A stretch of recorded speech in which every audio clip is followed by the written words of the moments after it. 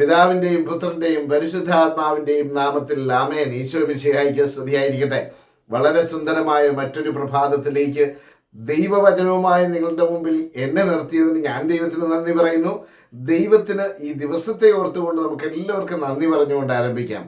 So smile and start your day with Jesus. ഈ എപ്പിസോഡിലേക്ക് നിങ്ങളെ സ്നേഹത്തോടെ സ്വാഗതം ചെയ്യുന്നു. ഞാൻ സിബി വർഗീസ്. പ്രിയപ്പെട്ടവരെ, ഇന്നലെ പഠിച്ച വചനം ലേവ്യരുടെ പുസ്തകം 20-ാം അധ്യായം അതിൻ്റെ 7-ാമത്തെ വചനമായിരുന്നു. നിങ്ങളെ തന്നെ ശുദ്ധീകരിച്ച് വിശുദ്ധരായിരിക്കുവിൻ, എന്തെന്നാൽ ഞാനാണ് നിങ്ങളുടെ ദൈവമായ കർത്താവ്. നമ്മുടെ വിശുദ്ധി ദൈവം ആഗ്രഹിക്കുന്നുണ്ട്. ഓരോ ദിവസവും വിശുദ്ധിയിൽ നമ്മുടെ ജീവിതം ആരംഭിക്കാൻ നമുക്ക് സാധിക്കട്ടെ. പ്രിയപ്പെട്ടവരെ, ഇന്ന് പഠിക്കുന്ന വചനം നമുക്കെല്ലാവർക്കും മനഃപ്പാഠമായിരിക്കുന്ന ഒരു സങ്കീർത്തനമാണ്. സങ്കീർത്തനം 91.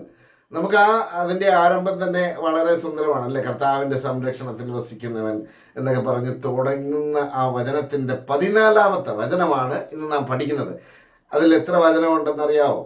അപ്പോൾ അതിൻ്റെ 14-ാമത്തെ വചനം ആണ് ഈ വചനം. നമുക്ക് വചനം കേൾക്കുമ്പോൾ ആ വചനം അറിയാം, പക്ഷെ ഇതിൻ്റെ റെഫറൻസ് അറിയില്ല. അപ്പം ഇതിങ്ങനെയാണ് പറയുന്നത്: അവൻ സ്നേഹത്തിൽ എന്നോട് ഒട്ടി നിൽക്കുന്നതിനാൽ, അവൻ സ്നേഹത്തിൽ എന്നോട് ഒട്ടി നിൽക്കുന്നതിനാൽ ഞാൻ അവനെ രക്ഷിക്കും.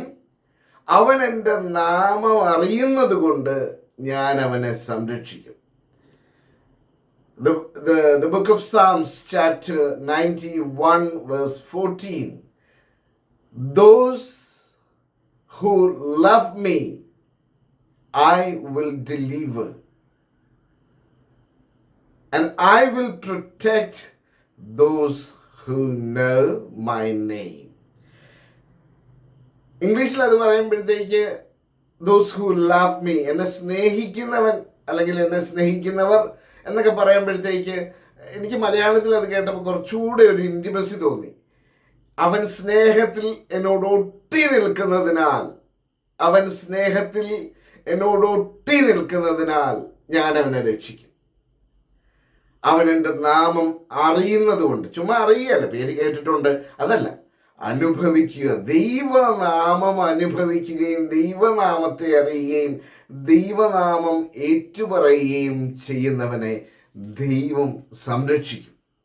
Those who know my name, അവൻ്റെ നാമം അറിയുക.